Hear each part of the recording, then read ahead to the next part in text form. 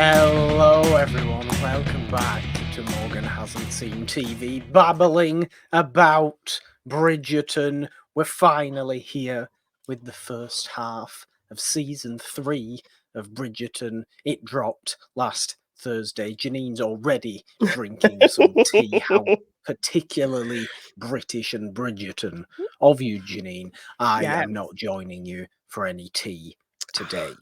Yes. But it's finally here. This is what we've been building up to on Babbling about Bridgerton. This first half, 4 episodes dropped of Season 3. Penelope and Colin, Yes. all other kinds of craziness going on. I mean, was this to start off a perfect way to end the first half of this season, given that it's been released in 2 parts? I think most people expected it to end there, particularly people who have read the book. It was giving very much New Moon's ending from the Twilight series at the end Okay. of that film, Edward asking Bella to marry him and then her just gasp and then cut to black. So very, Yeah. very similar to Twilight vibes. Also, I've heard people kind of describe Colin as like an Edward Cullen Christian Grey type. So I'm like, I mean, Christian Grey's a bit far. I know, okay, 50 Shades of Grey and Twilight have some sort of bizarre connection to each other, don't they?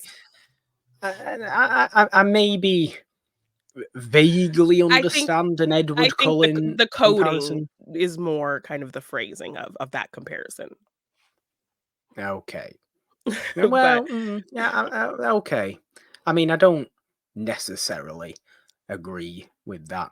I don't think. But yes, I do think it was a pretty perfect place to end this first half of the season. Obviously, on yes. today's show, we'll be getting into severe spoilers for of the first half of season 3 of Bridgerton. So, of course, just watch this and listen to us babble about it.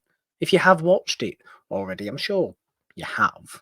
Otherwise, why would you be here? Yeah, what are you doing YouTube's here? being nice to us and is just promoting the video out To across anyone the who will galaxy, listen. which would be nice, wouldn't it? Yes. But Colin and Penelope have been slowly and surely built up Yeah. as a friendship, and with some sort of deeper lying things potentially going on for the last 2 seasons.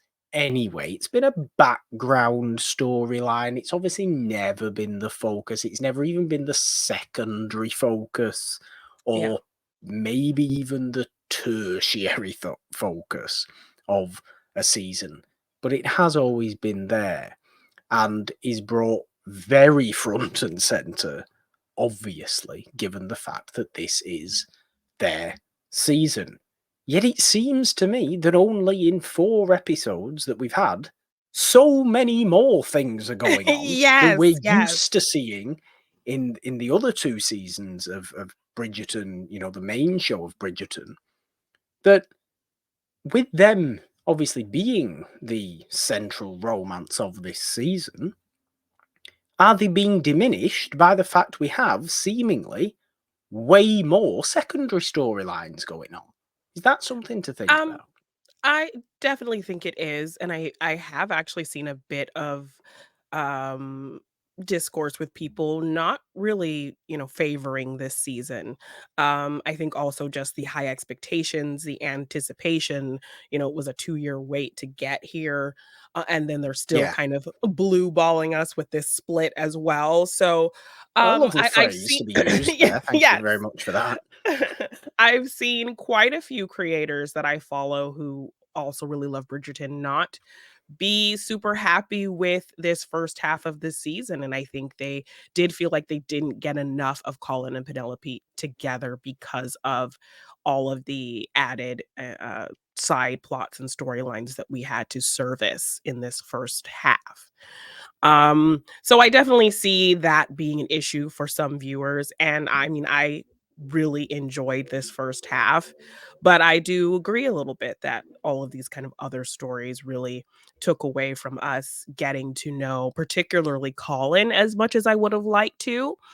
Because I think we saw Anthony be a kind of certain way, a one-sided way in that first season, and then that second season did a beautiful job of building him out and showing us why he is the way he is and giving us flashback and these kinds of things.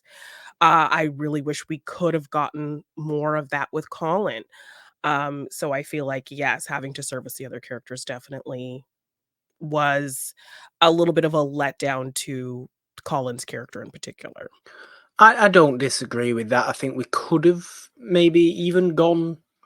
I suppose it might have been unreasonable, but see glimpses, whether it's flashback or something, of him actually on his travels in mainland Europe Yeah, and what he's getting up to in France, in Spain. I think he is said to have gone to over the Italy, all course over. of Yeah. Italy, since the last season to this season.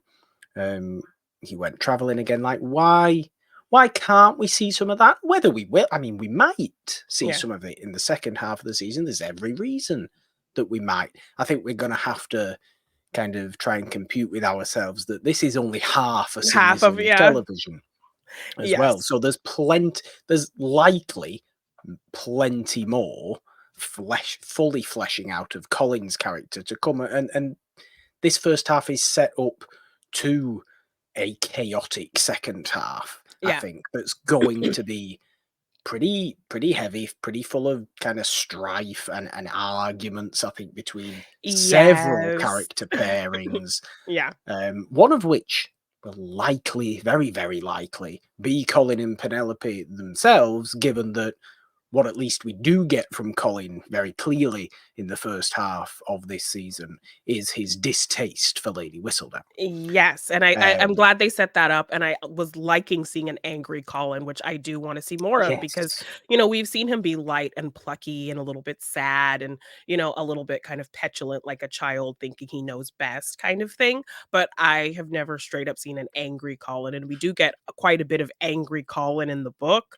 So, I really am curious to and kind of interested to see Luke Newton, who plays Colin, really delve into an angry Colin. And the actor did talk about, I think they asked him in an interview, like, when was the last time you cried? And he said it was actually on set during a scene where he's meant to be very angry and hurt and upset, and like natural tears just kind of built in him, and he involuntarily cried during that scene. So I'm really excited to see kind of this explosion from him of emotion over the potential reveal of things happening with Whistledown and the feelings he has. So I like that we got a little bit of a taste of his disdain and anger for this character. yeah, I think we have to assume that will happen and there will be a Yes. monumental argument. But this is also Bridgerton. So we think we have to assume that there will also be a particularly grandiose, Resolution. resolution and kind of profession of love at the very end of the season. Yes, To but say, I've gotten over you being Lady Whistledown, Penelope. It's always been about us. It's us forever and ever.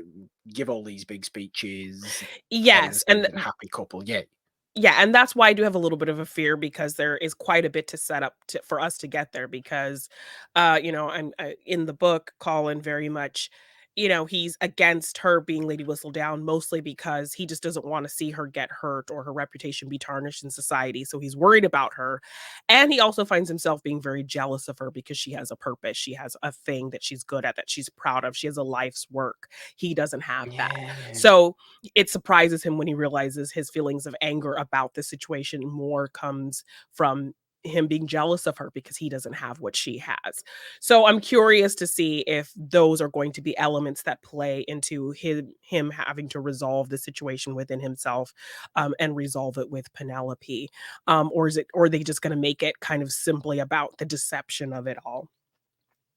With Yeah, how he me. I feels mean, towards it. So this setup of his disdain for Whistledown just had me really thinking towards the future of this next part and wondering how they're going to play it, because there's a lot of things that are from the book, but the context is completely different. So I'm really curious to see if it's going to be purely like the betrayal of her lies. Is it going to be a jealousy situation? Is it going to be him just genuinely worried about and stubbornly worried about her, ruining her reputation? And also how it's just all going to be revealed. So it just got me thinking about what I hope to see in this next part of the depiction of all of this. Yeah, it is. I hope it is as well balanced Yeah. as the other two, main Bridgerton show seasons have been. Queen Charlotte obviously was a far more focused show. There was far Yeah. less, Side. intermingling going on. Yeah. It naturally felt more streamlined, but the balance of season 1 and season 2 is so good. I have to keep reminding myself that this is only half of a Yeah, but season, and we yeah, that's will what's likely frustrating. get it is, but we Yeah. will likely get that completion of the balance we assume will be there over the course of that second half as well. And I have to assume as well that depth you brought up in Colin is also going to be shown Yeah. in the second half of the season, not just his um, disdain for the deception of Whistledown, but this jealousy angle as well. I have to assume it'll be there. How Yeah, long we spend on it is another thing. I also have to assume the episodes themselves are going to be slightly longer than the under 55 minutes we got for each of these yes, episodes yeah. as well. So if they're longer, So they'll definitely give themselves the breathing time to develop those things. But just generally, now that since we're kind of on Colin, just to talk about what it was lacking for me with him. I did like that we got a little bit of insight into his hero complex, because I think the biggest things that I needed to learn yes, about Colin balloon. is why he has this hero complex, and then also just getting into the feeling that he has of not having a purpose. And so, I liked that we got kind of a resolution onto why he has this hero complex. And it's literally just kind of that the one scene he has with Violet where she's telling him, "You are one of my most sensitive children, and you always did for everyone else before yourself, and you always put people first, not thinking of yourself." And so that kind of plays into why he feels like he has to rescue the Featheringtons and Penelope in that situation Yeah, with the cousin, or, to an extent, rescue Marina from her fate of marrying some gross old man, or even uh, helping the Mondriches and, helping get gentlemen to come to his yeah, club. So I liked that we got that resolved, but I needed more of Colin feeling lost and without a purpose. I think a lot of that could have played into the scene where he cuts his hand, because in the book, that is very much a lot of development happens in that scene. But I feel like they kind of rushed through it. Penelope's reading his journal. She sees, like, what he's written about the ladies he's kind of had these rendezvous with, but it's also very beautifully describing, you know, the discovery of these things and kind of connecting it to the place he is and at that time. And she really loves it and she compliments it. And she goes into this whole thing trying to encourage him to publish his work and how good it is, and he's kind of taken aback by it, and he enjoys having her kind of push him in that way. So I would have liked them to develop Colin finding writing as an interesting purpose for him, and then him and Penelope connecting more on that, as she is also a writer, and that could have been more developed in giving us more of insight onto Colin and him really considering, what am I doing with my life? I'm just kind of playing around right now, but this is something I could give my full focus to, and it's something I can connect uh, with Penelope on. So the fact that they kind of just brushed through that scene like that without really developing that more was a bit of a disappointment for me. perhaps we are just in the realm here of the differences that an adaptation needs to have, Yeah. that a screen adaptation needs to have. There is nothing to say something like that won't happen further down the line. The end of this season, next season, even when we assume Colin and Penelope are nicely together, maybe Colin still feels a bit lackluster, still feels a bit, he's not got a thing that's all his own. Yeah. And let's push the writing. I don't feel my writing's very good. Remember, your writing is good. Remember when I read your journal that very first time we had a bit of a eye to eye here, seeing what's going on Yeah. here. Maybe it comes all the way down the line. Yes, Can but I mean, still be there. I just needed it to be part of the pre-engagement kind of building of the 2 of them is why Well, I wanted it kind of in this scene to be fleshed out a little bit more and not kind of this rushed, "Oh, okay, I gotta go," and then they kind of part ways, and you know? I get this. I do get this. You're obviously coming in having known the book. Yeah, I'm not coming in having known the book. So I'm taking the show at face as it is. value, Yeah. and I I don't feel any rushness. That's Okay. not the right word, but you know what I mean? I don't Mhm. feel any of that about their relationship developing in the first half of this season. I don't. And obviously, we know from many, many book to movie, book to show adaptations in the Things are gonna past, be there yeah. has to be condensing. There has to Yes, be. 100%, but, that's and I can take that into consideration for sure. I just know that, um, I just needed more of them together because, at a certain point, Penelope tells him to kinda leave her alone, so then they're not really together, and there's also this feeling that the showrunners were like, "Okay, well, we got to see enough of them kind of building this thing in season 1 and 2, so we don't really need to see more of them kind of fleshing that out more because we got enough of that in 2 seasons already." So I feel like there was that kind of perspective going into showing them here, In a and way, I agree with that, though. yeah, I agree with their thought that process on that. I agree with their yes. decision on that. And look, especially given everything else they've put in to this season already. I mean, it's almost Francesca's season rather Yeah, than and Colin and Penelope's. yes, and so, like, that was kind of the debate, like, is the next season going to be Benedict, Francesca, or Eloise? Like, is it going to be which of those 3? Because it seems like they're all kind of trying to do a development of each of their stories in this season. So considering we didn't really get a ton with Benedict, I would say they maybe are because Francesca, I think I haven't read her book, but in kind of looking into it, I think she kind of ends up getting 2 love stories.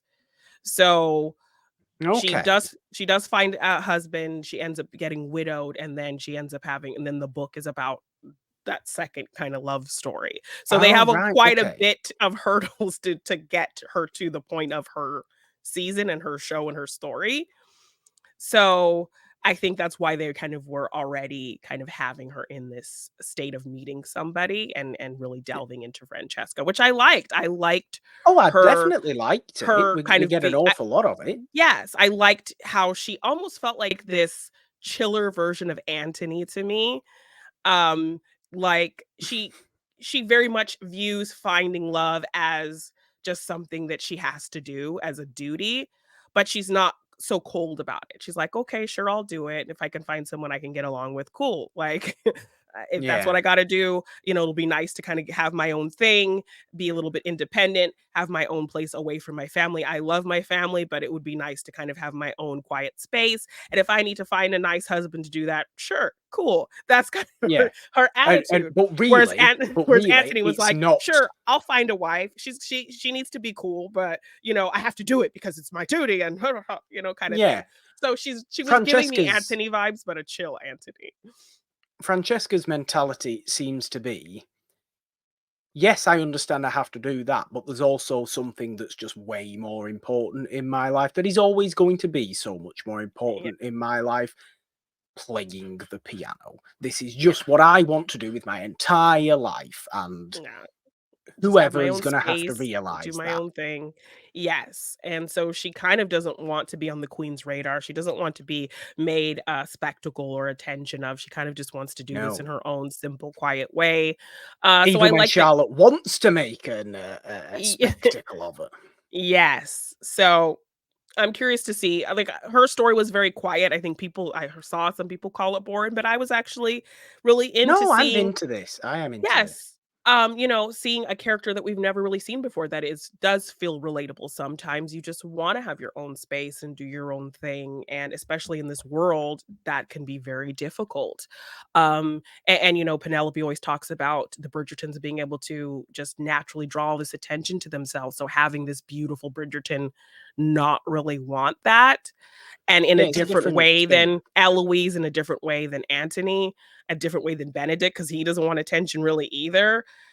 They all kind of push against that in a different way or approach society in a different way.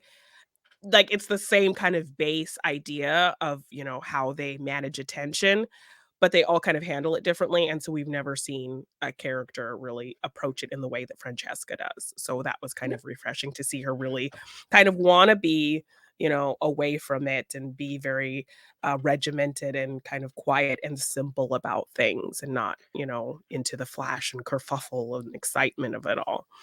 No, it's what makes them all very interesting, and I suppose the one Bridgerton that perhaps embraced being the spectacle was Daphne at the very Daphne, beginning, yeah, but that was her entire personality. She loves the social life. She yeah, loves being the Duchess now.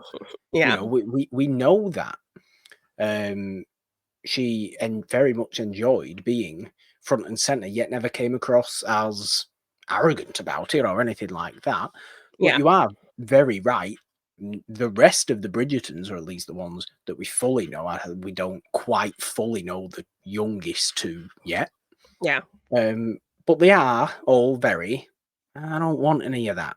They are all very run off away from the spotlight in their own unique kind of way. And this is yeah, just I can't view it as boring because it's interesting that it's something different from one of the Bridgerton siblings in Francesca, and the fact that the romance goes way deeper into kind of just simple gestures rather than all the prim and proper society chatter and courting rituals and all this kind of thing that she's just got no time or want interesting, for yeah. because what was his name? Baron something or other.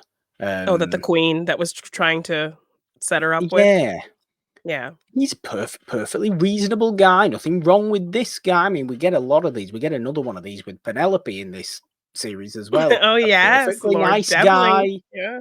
Debling, who is just really pleasant, likes his plants, likes going off on long trips. Very Yeah, nice man. vegetarian, No vegetarian. conservationist, yeah. No issue with this man whatsoever.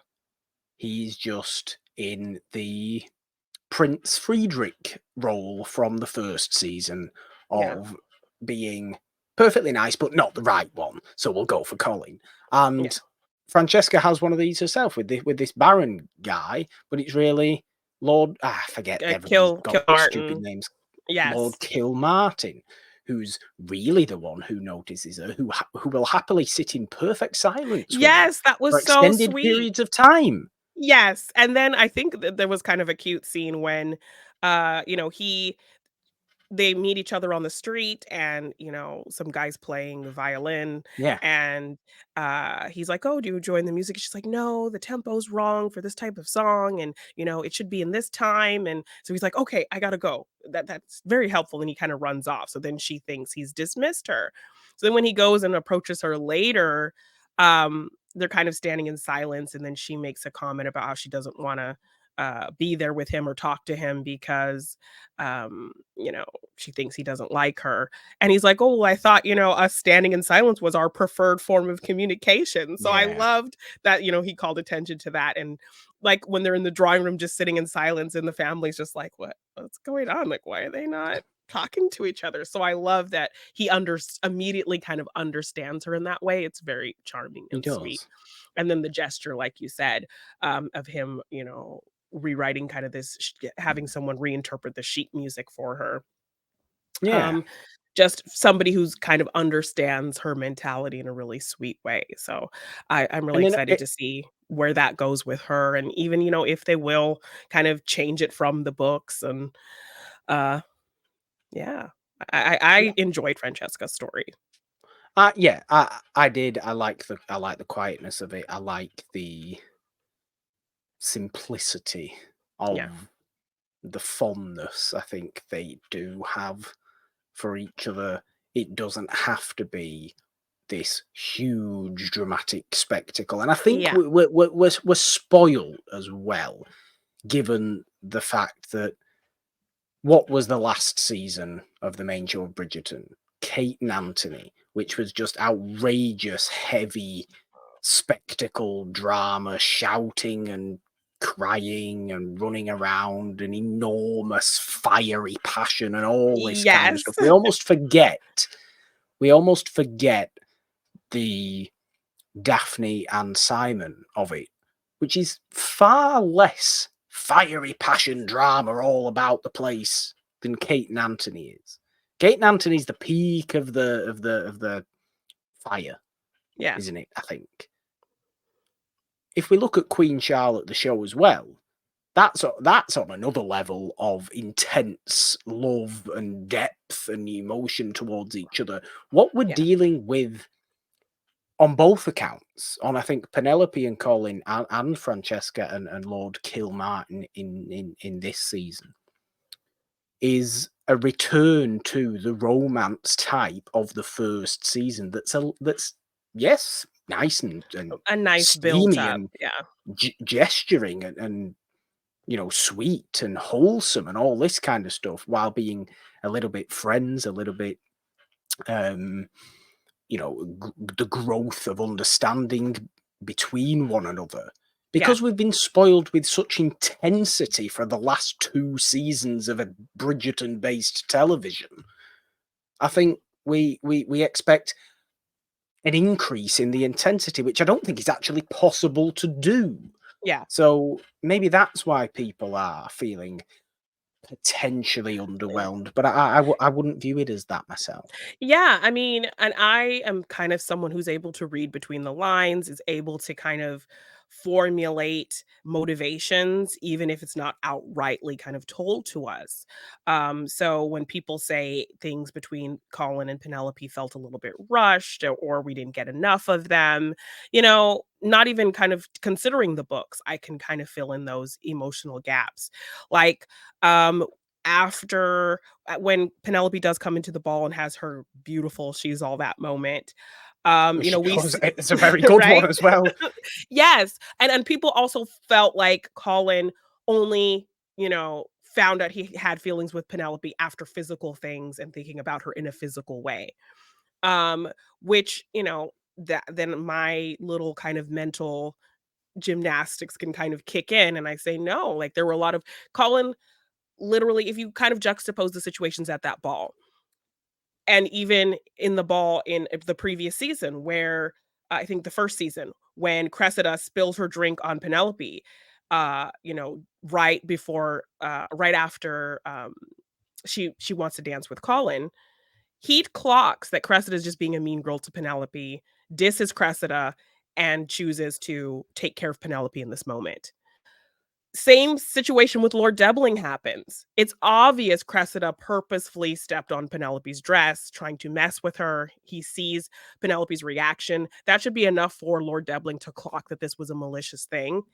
And he doesn't read it as that. He just sees it, "Oh, accidents happen. Let me go get a maid to help to fix your dress." But as soon as she runs past Colin, Colin immediately clocks Penelope's in distress. "Let me go check on her." Yeah. So just a simple interaction like that shows this care that Colin has for Penelope that has nothing to do with any kind of physical thing. And then even on top of that, um, he also is always kind of just clocking her emotional state. I think when they first meet each other and, his first time seeing her again, he notices there's something off with how she's speaking to him. And he even kind of hesitates to go follow her and make sure she's okay. And even when she does later tell him to stay away from her, despite it kind of being this torture for him, he knows that that's what she wants. He knows that that's what she needs. So he does stay away from her. So there's a lot of care shown emotionally for Colin towards Penelope. And then when she does tell him what he did and how he hurt her, Colin basically says all of the things that he feels for Penelope, all the things he knows, that, why he seeks her out at parties, that, why he likes her personality. But for him, he's not yet seeing it in the correct context. So he knows all of the things Penelope does for him emotionally, all the things Penelope makes him feel, but he is just clouded with this persona that he has to live, that he's not even seeing it in that context. So for people to say that, like, Colin only, you know, found feelings for Penelope after he kissed her and it's this lusty thing, if you read between the lines, you see there are a lot of aspects of Penelope's personality that he's always been drawn to. He just has been clouded by other things that he hasn't been able to see that in the correct context. And so Yeah, I would. once kind of Lady Whistledown calls him out, he does spend more time with Penelope and realizes that he is kind of putting on this facade. All of that smoke is cleared and he can see those feelings that he saw as friendship feelings in the correct way. So, Yeah, I would agree with that. Maybe people have watched it quickly and reacted quickly to what's going on. We are obviously still less than a week out, even as this video goes out. We're yeah. still only less than a week out of its release. Um, Maybe it just needs to sit a bit longer with people and for a little bit of a deeper understanding to develop. I think people are perhaps too sudden and shocking with their opinions, and Yeah. and that can be a good thing. It can be an exciting thing, but it can lead to forgetting things. It can lead to Yeah, like, perhaps not the n n opinion you not would reading have details. Yeah, given, not reading details, but not having the opinion you would have given the time to actually think about think what about you've it. watched. Yes, and I mean, even just another thing when, we see him sitting by that lantern, the flame goes out, this is kind of the Colin realizing he has feelings moment for us, watching it, I think. And the first thought he has of Penelope isn't of the kiss. It's of, when he cuts his hand and she's holding his hand. That's the first Yeah. moment he's thinking of. So he's not thinking of some lusty moment between the two of them to have that realization of feelings. It's an emotional moment where they're looking into each other's eyes and he's holding her hand and she's tending to him and she's complimenting, his writing. This is the moment that he's thinking of when he has the realization that he does have feelings for her. So yeah, I had seen a lot of commentary of people feeling rushed or feeling like he only had feelings out of after physical things happened.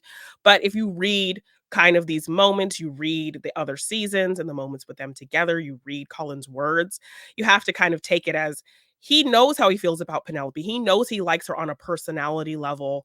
He just is clouded by this persona of himself that he can't see the right context of those feelings.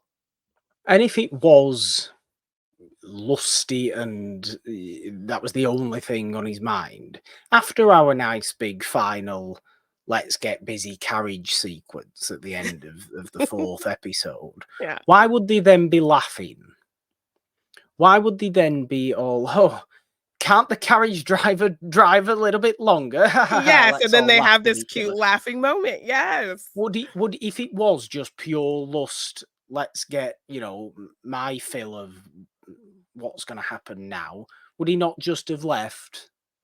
I think he would have just left, wouldn't he? That's what Yeah, those or kind he of would have in people would fact had do. the guy just drive around longer so they could do Or more, you know? well, precisely, and that doesn't happen because there's an actual care there. There's Yes. definitely an actual care. I mean, he says as much to Eloise as well. What Penelope ever possibly did for you to treat her with so much distance, I will never understand. I mean, continuing credit to Eloise as well for not Saying anything.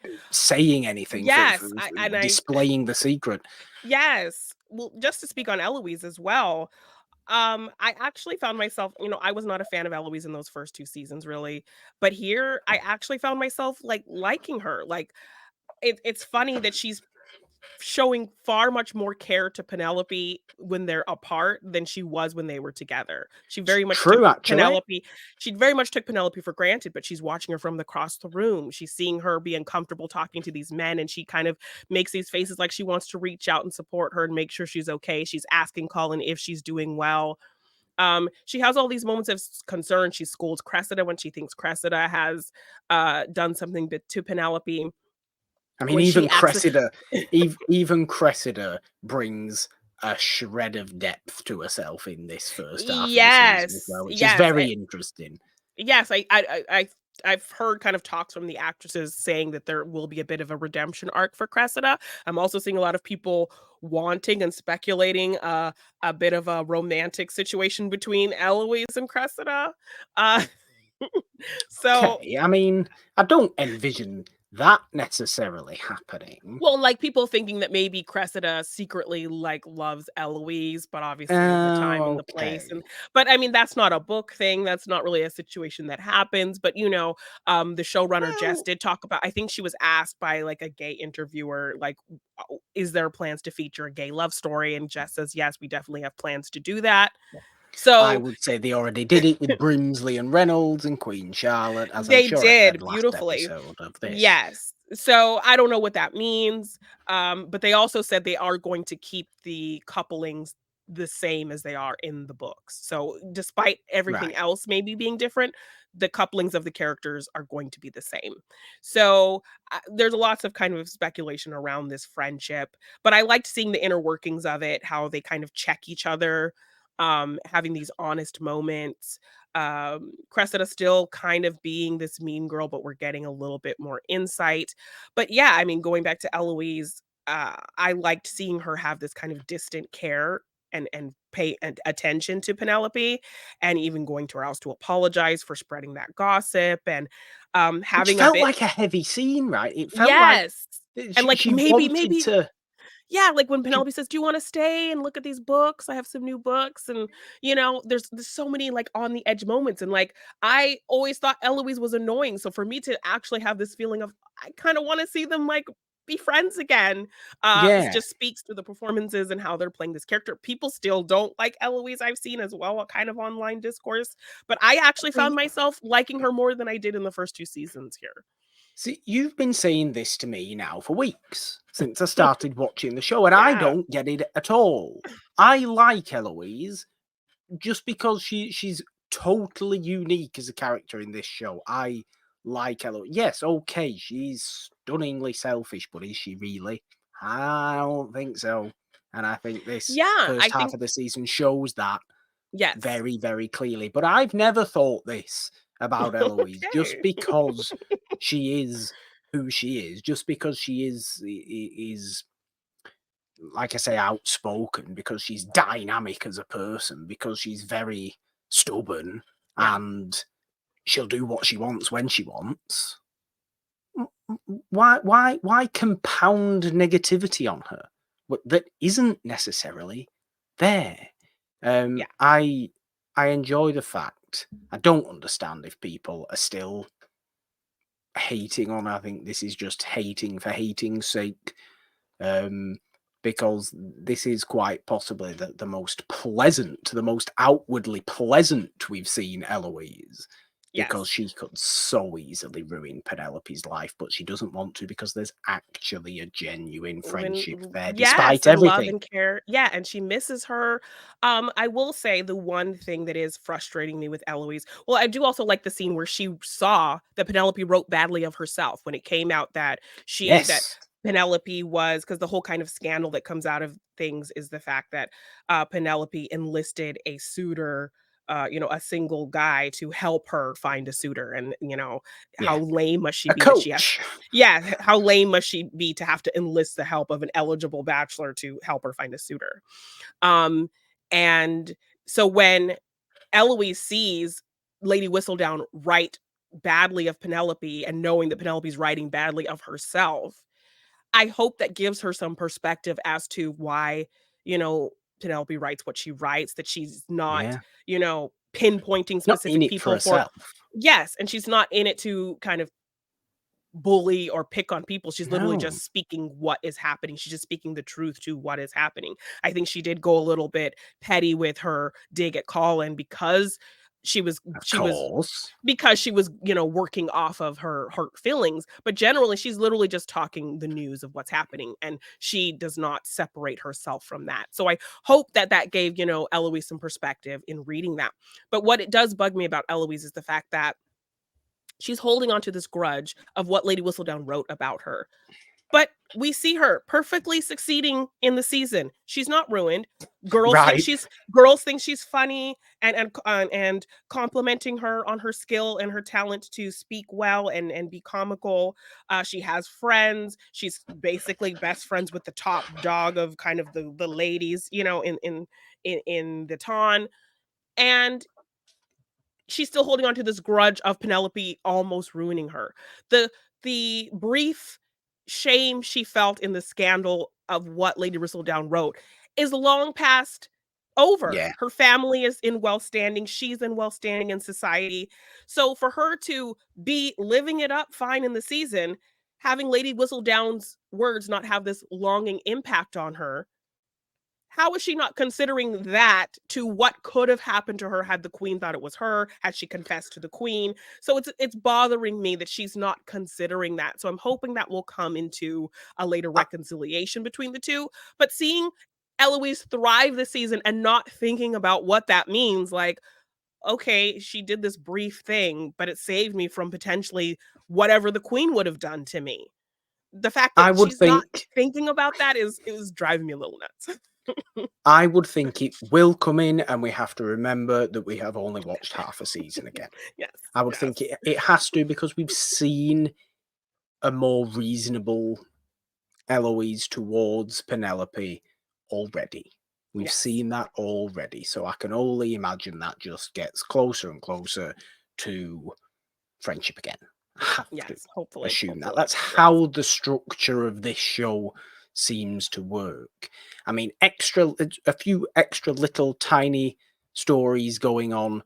The little bit of depth more we get with Cressida is basically we outwardly see her parents just be really harsh towards her and Yeah, pressuring pigeonhole her. her into certain Yeah. situations. Very, very pressuring. It's no wonder she is as Lashes out the way she kind of does. she lashes out the way she does, as she is as highly strung as she is. It's absolutely no wonder. Yeah. That's that story.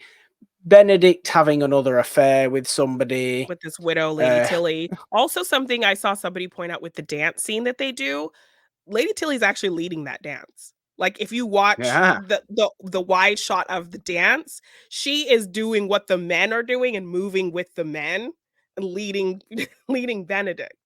So I found that very interesting. Also, we see like a quick scene of her kind of yelling at somebody about overcharging her. So people are kind of thinking maybe she's like this swindler. She's just come into town because she's broke and she's just kind of gonna be maybe a villain Possibly. because again, a situation like Francesca Benedict's love story is supposed to be with a girl named Sophie, and I don't think that there's a Lady Tilly Arnold in the book. So this is maybe just a pit stop to get to Benedict's story. So I'm More, curious to more, see. more lecherous behavior from Yes. Benedict. Yes, so him just kind of I love that he, makes attempts to be in society, but then, he immediately is like, "Nope, not for me." So I'm really Yeah. curious to see how they're going to develop that because people absolutely love Benedict, and I think a biggest frustration is that we haven't gotten to know much about him. People are dying for his season because they absolutely just think he's adorable. So I'm curious to see what this Lady Tilly pit stop brings for Yeah. Benedict for sure. And I'm really excited to actually get to know Benedict more as a character as well, because I feel like everyone else, I just want more Benedict for sure, because he's adorable. I would entirely agree on that point. But lastly, I suppose, and significantly, we'll talk a little bit about Lady Danbury's brother. who appears out of nowhere to cause Yes, some Marcus. potential grief and issues Yes. and Well, I do also have to give just romancy the romances. yes. So I do have to just give the Bridgerton ladies props for, liking chocolate men and wanting to get their swirl on. So, we're seeing that with Francesca. We saw it with Daphne and now Violet. She's very finding herself But interested yeah. in Lord Marcus Anderson. I'm curious to just see why Lady Danbury has such disdain for him because you have to think she probably doesn't really know him. In Queen Charlotte, she revealed that she was kind of betrothed to Lord Danbury since she was like 3 years old, raised to just be a wife to somebody. So maybe there's just some resentment that he was because he was a boy, he got to do what he wanted to do. He didn't have to work for anything. Meanwhile, she did. And he doesn't even know that because they probably barely Yeah. know each other. So he's just Not his confused as to, fault. yeah, but she's putting it on him, this resentment that she has without him even really knowing it. Um, Not and enough so not enough Lady Danbury in the season yet for me. no, no, I we do love I am a her. particular Lady Danbury Yes. fan. I mean, I did like the little scene with her and the queen. It felt very much harkening back to their friendship in Queen Charlotte of, them looking through the different suitors. And he's like, you need to throw Yeah. that card with some more flair, Lady Danbury. And so they're just throwing cards of suitors that they don't like for Francesca and kind of having a little bit of a giggle. So I liked getting that at least scene. Uh, but yeah, I really want to understand that relationship more. And I like that, he's stating to her, I'm not just trying to be raking around town. I want to find love again.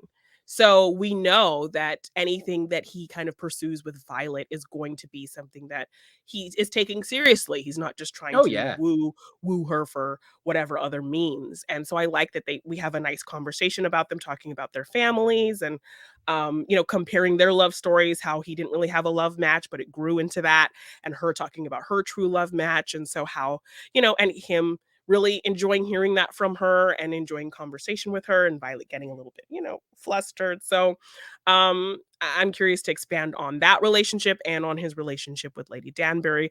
Just to quickly mention also the Mondriches as well and the Oh, of course, the Featherington Mondrian. sisters and their whole kind of The Feathery competition to have a an good heir point. and them not understanding how sex works. I Um, don't know how I forgot to bring up the Featherington sisters, who get way more screen time than they've ever got yeah, before their in little the first banter half with of their this season. husbands is so fun, and it's a nice little comedic source that kind of pops in here and there, and They're them such kind of having to idiots, learn. all 4 of them. Yes.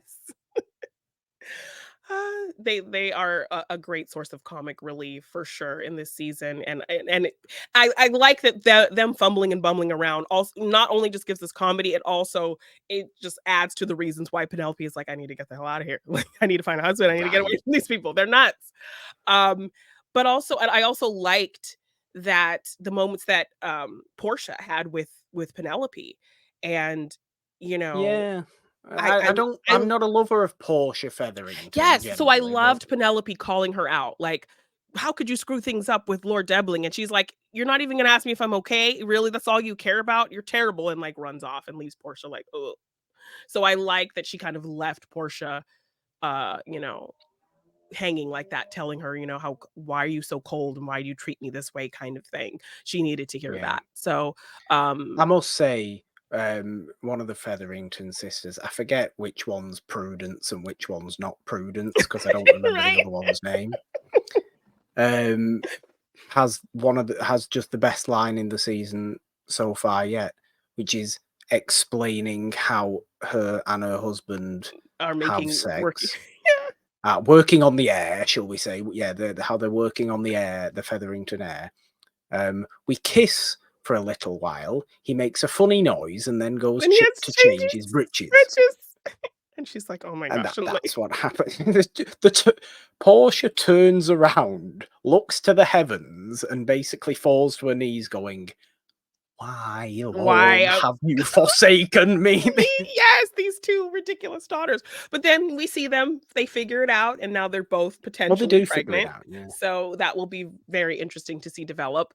And then just quickly, the Mondriches, these working class people, will just finally, his club is doing good business. He's proud of his work. He's elevated himself to a degree that he's comfortable and he feels good being in this social kind of pillar. But then when this whole title comes on with his wife's relative dying and passing this title on to their oldest son, they move into this new estate. They get titles of their own. They have to sleep in separate bedrooms. And now Will is being told he can't run his club anymore. He's a man of society, so he shouldn't be working. So to have these working class people be thrust into this world and trying to navigate it, I like that we're getting more with this couple and their story and how they're going to figure it out. Like Will is very much, I want to keep my club. His wife is very much like, well, no, like we have to try to make this work in society. So I'm really curious to see if Yeah. they're going to be able to find that balance. I enjoy them, and it is a totally different angle for the show to Yeah. even have the Mondriches having their story, Yeah. them being, not of the class of everybody else. Yeah. But having it thrust upon them, having it, them almost not force their way in. It's the society forcing itself onto them, if Yeah. anything, and them not really understanding quite what How to to do and navigate it. Yeah. having to navigate it, having to be guided through. Benedict at one point tries to navigate Will Mondrich through it, and he realizes, I think, to an extent, that he doesn't have to follow all these supposed rules because he's already married, he's already fine. Benedict points out various other married couples who kind of don't follow any etiquette or rules at all. Yeah. And nobody bats an eyelid because they're married. The whole point of all this society is to get couples together. That's Yes, literally the and point. continue on your family line. They already have Yeah, children. Their son already has this title, so they're like, they've got have no this head start. concern, Yes, but, but this is just their not their concern, world. Yeah. their concern is it's not their world. Their concern is they are going to be severely looked down upon and are essentially being told they're not allowed to have the club anymore, right when it was going well. It's Yeah, going to be and tough. something and It's going to be something tough. something he was excited to build for himself. So, yes, and just to now close out just these kind of big love scenes that everyone has been kind of rearing and gearing up to see, and the actors have been forced to talk about in every interview, these steamy scenes. There's We going to be start. more. Yes, of course. Well, the mirror scene is the carriage and the mirror were always the things. In the book, there's a scene Colin wants to, undress her in front of a In mirror front and of a mirror. Oh, yes, yes, and cup her and all of these things, right? So it's something and what? And cup? What? What's he doing? what do you cup? Scoop, scoop. This is what I'm saying. Like, Yeah. what? It's what is described in the book of something he wants to do, but I don't think they actually do it in the book. He just says he wants to do it. But the actors have said that they did something with the mirror.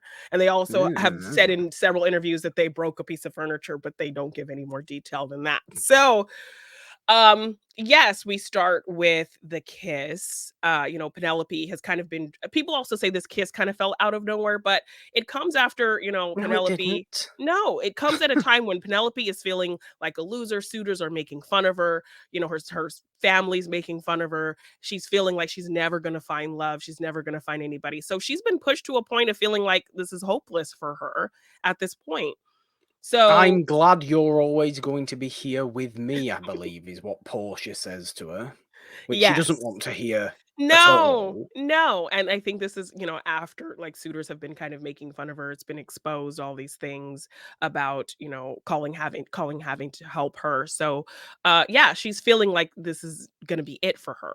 So, it makes sense that she would ask him for that, and so when it happens, in the book, it's far more passionate, like, he's grabbing her butt and all of these things and thinking all these Very thoughts.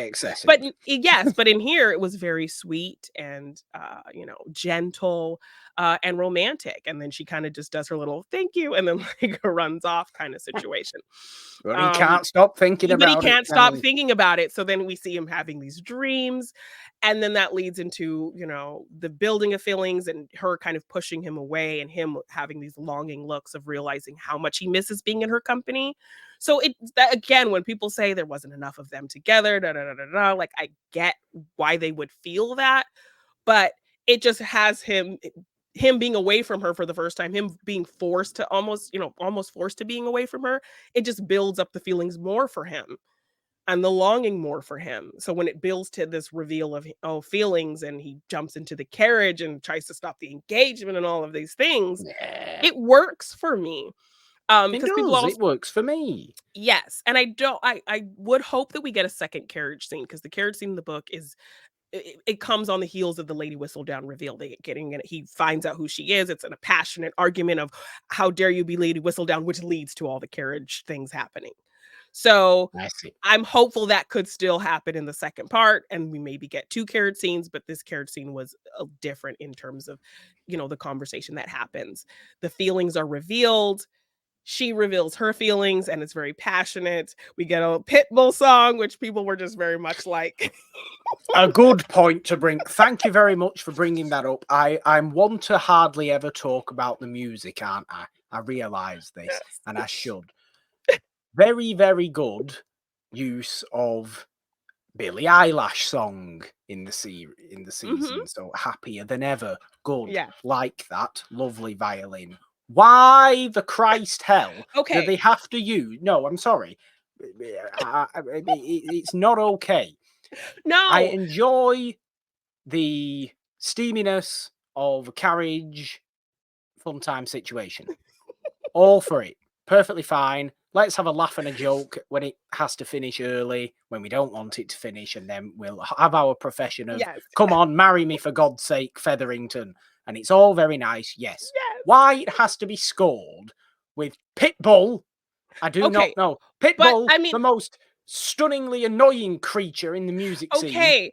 But Sorry. did you not like the No, string? You didn't like no. the I didn't because I don't like the song. I don't like the song. okay. And even Well, in violin form, it reminded me of okay. the song, and I was just like, "Oh God, Okay. the Well, I horrible, liked horrible song." I like the arrangement. I like the static tone of it. I liked the build of Patchett. I liked the pauses in it because that felt like the pauses that were happening between them in the scene. And if you actually listen to the lyrics play very much into Penelope's inner monologue, particularly her inner monologue in scene in the book. She is feeling like anytime something happens with Colin, if Colin says something to her, if Colin after the kiss, like she literally thinks it's platonic. I can feel this way about Colin, but Colin will never feel this way about me. Like, it's foolish for me to think Look, Colin will ever feel this way about me. Her inner monologue in the book is literally the lyrics of the song. I am determined to make this a night to remember because tomorrow he will go off and meet somebody else and be with somebody else, but tonight I have him. So let's take advantage of this moment because there might not be tomorrow. Let's do it tonight. So her give me inner everything monologue, tonight. yes, her inner monologue in the carriage scene in the book is basically the lyrics of this song. So if you I kind of think don't about it in that hate that thought. context, I think the choice unexpectedly works. And the I string don't quartet hate version that with the thought. build and the pauses and the static nature of it, I think it makes the scene feel very passionate. So I'd, I I'd didn't hate it. I'd like to point out you also have history with string instruments, so know a I little bit do. more depth I about love that I sort of love thing. violin. I don't. Um I I just have to have also I Nicholas have a certain tendency to, when I don't like something, just focusing really not. entirely on it, Yes. regardless of what context it may or may not appear in. Lyrics, fine, they work, I get that. That makes total sense to me. All I'm hearing is Pitbull's annoying, stupid voice, Oh and it's my god. reminding me of when I was 12, and I don't like that. Well, Nicola very much comically said, "My name is going to be synonymous with Pitbull for the rest of my life." And also, Colin is technically Mr. Worldwide. He's a world traveler, just like Pitbull. So when Nicholas That's just a said that, I'm like, terrifying thought. Nicola recently said that interview and I was rolling. And she called Colin like Oh Mr. my, Worldwide. Mr. Worldwide. People. Oh God, and his So stupid yes. soul patch beard. Oh, go away. Prison with him. So yes, I I think don't know why. romantic I don't know scenes. why. I don't think he should be. I don't necessarily think he should be in prison. If you like it, fine. I just I think it worked. I it did just not reminds expect me it of to when I work. was 12 I'm very or like sorry. 13, however old I was when that song came out. I don't I'm remember very exactly when it sorry was. that you did not care for the song choice. I didn't expect it to work, but that version, I think, really played into the context, the passion, Penelope's what her thought process is when it comes to this moment with Colin. She's expecting it to not be anything more than this kind of thing. So Good Billie I think it Eilish worked. song though. Good. Let's applaud the Billie Eilish song instead. Yes. Yes. Appreciate that. Also, just have to throw in there, the show is known for being very diverse, and we actually threw in some more diversity. We see a deaf debutante when girls are being Well, presented to that's the true. queen, Yes, and we saw a lord in a wheelchair. So, you know, that is also true. we love to see it. So, Yes, a very fair point. Very, very well worth bringing up there. But yeah, I mean, there's a lot to go off. There's a lot they happening. packed a lot into these first 4 episodes for sure. They really did, considering they weren't even long episodes Yeah. either. I think it's safe to say we are on the edge of our seats for the second half. We're a month off. It'll come in no time. We'll sit there thinking now, oh God, it's ages away. But once it's here, it'll be like, oh, it's here already. That's so fun. Yeah. And we'll barely know any time has passed. It'll come at us very, very soon, and we will be back with babbling about Bridgerton for the second part of season 3 Yes. of Bridgerton and all the craziness that it will promise to bring. Janine, yes, there we go. Season 3, part 1, done and done. Subscribe, ding the notification bell on this YouTube channel for all the other fun stuff we have here. Subscribe to the main It's a Wonderful podcast feed wherever you get your podcasts on all major platforms. Monday, Wednesday, Friday, we have you covered with all our wonderful shows over there. Social media links, Patreon links, donation links are in the description of this episode if you would like to support us in that way. Merch links as well are down there, of course. Anything else you would like to say, or is it time to get back, drink some more tea, and do some sort of absurd Lady Danbury impression, because she needs to be in the season more. I know, we need more Lady Danbury in the second Danbury. half. She needs to have her bonding moment with Penelope as well. That was a book thing that I think people also love. So we need to see Danbury and Penelope in part 2. Hashtag Danbury fans. Dan fans. That's a terrible. I'm not coining that. That's awful. Sorry. I apologize for that one. Janine, It's okay. go. You tried. I did try. 3, 2, 1. Bye.